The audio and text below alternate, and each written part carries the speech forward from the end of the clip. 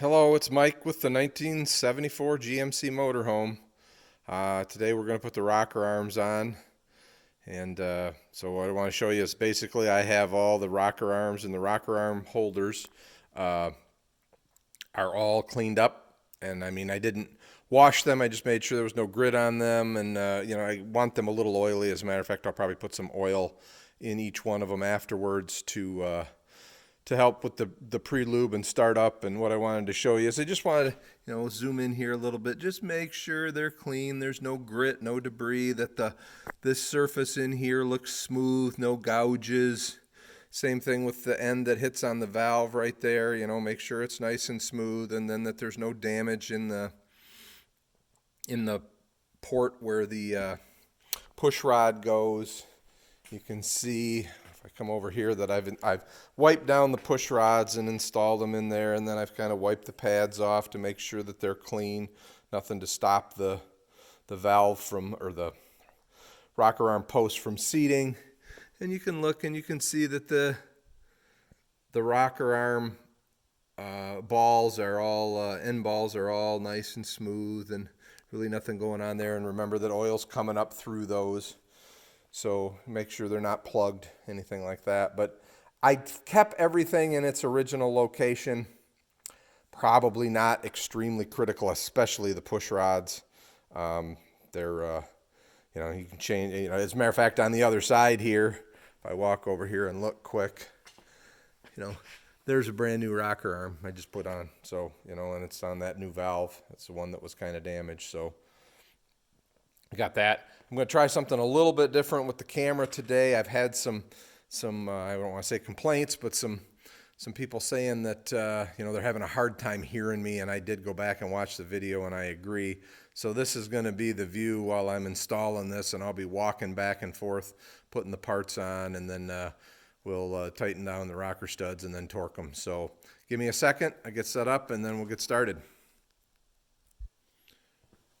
Okay, hopefully you can hear me okay. I'm going to just go start shuttling these rocker arms over, and then the supports as well. Kind of do these two at a time. And as I don't want them to fall, I'm going to put the support right in them so that I don't get them confused and get them dirty again. So basically I've just got socket in my hand and get the bolt started.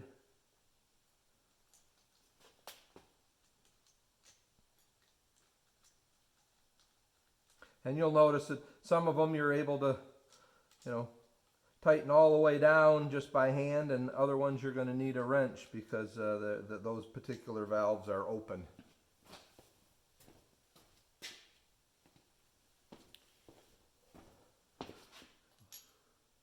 Just like the animals onto the ark 2x2. Like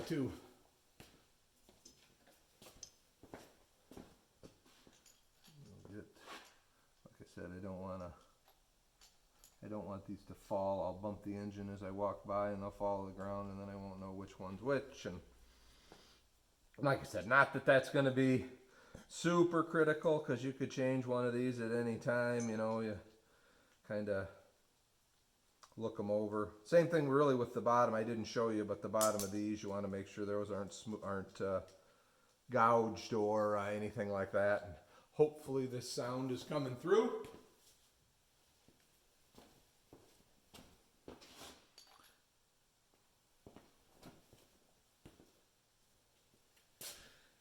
And I've basically kept, the orientation of everything the same too. So I didn't flip these over.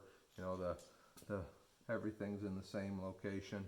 But I will tell you that years and years ago, the very first engine that I rebuilt, I sent basically the heads out assembled with all of the valves, everything else in them, to be hot tanked.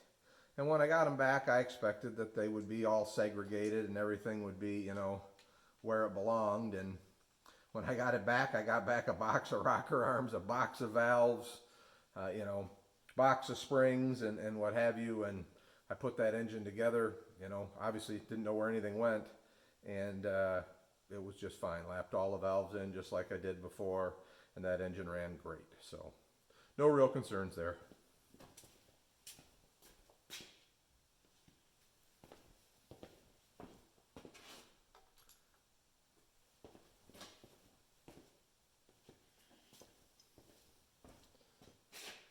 I probably should have just done one set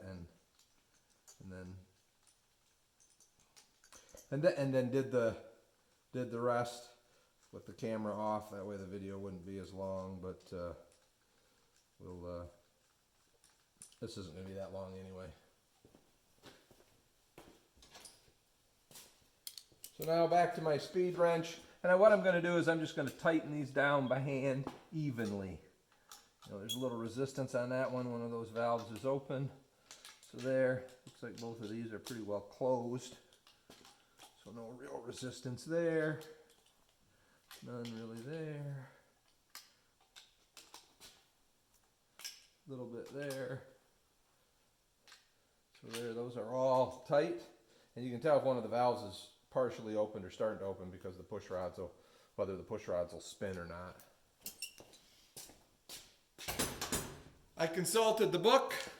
The torque spec is 25 foot-pounds, and so I've got my wrench set 25 foot-pounds, and we'll just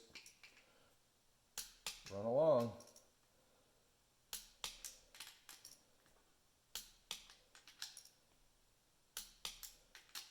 Pretty simple.